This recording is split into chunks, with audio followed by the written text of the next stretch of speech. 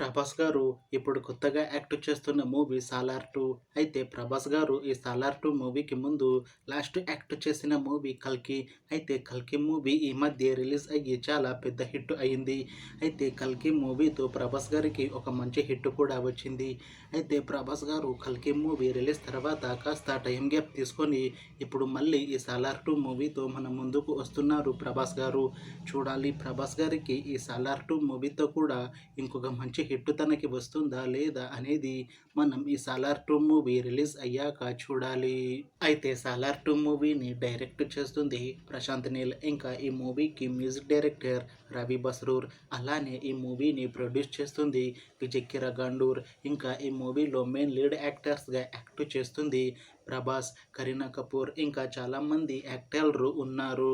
అయితే కరీనా కపూర్ గారు ఇప్పుడు కొత్తగా యాక్ట్ చేస్తున్న మూవీ 'సాలార్ 2'. అయితే కరీనా కపూర్ గారు ఈ 'సాలార్ 2' మూవీకి ముందు లాస్ట్ యాక్ట్ చేసిన మూవీ 'సింగం అగైన్'. అయితే 'సింగం అగైన్' మూవీ ఈ మధ్య రిలీజ్ అయ్యి మంచి హిట్ కూడా అయ్యింది. అయితే కరీనా కపూర్ గారు ఈ 'సాలార్ 2' మూవీకి ముందు అన్ని హిందీ మూవీస్లో నటించారు. అయితే ఇప్పుడు ఫస్ట్ టైం తెలుగులో ఈ 'సాలార్ 2' మూవీతో మన ముందుకు వస్తున్నారు కరీనా కపూర్ గారు. చూడాలి కరీనా కపూర్ గారికి తెలుగులో కూడా ఈ 'సాలార్ 2' మూవీతో ఒక మంచి హిట్ తనకి వస్తుందా లేదా అనేది మనం ఈ 'సాలార్ 2' మూవీ రిలీజ్ అయ్యాక చూడాలి. అయితే 'సాలార్ 2' మూవీ టీం మాత్రం చాలా కాన్ఫిడెంట్గా ఉన్నారు. ఈ 'సాలార్ 2' మూవీ 'సాలార్' మూవీ కన్నా చాలా పెద్ద హిట్ అవుతుంది అని అంటున్నారు మూవీ టీం. అయితే 'సాలార్ 2' మూవీ షూటింగ్ 2025 ఎండింగ్లో స్టార్ట్ అయ్యి ఈ మూవీని 2026 లేదా 27లో రిలీజ్ చేసేలా ప్లాన్ చేస్తున్నారు మూవీ టీం.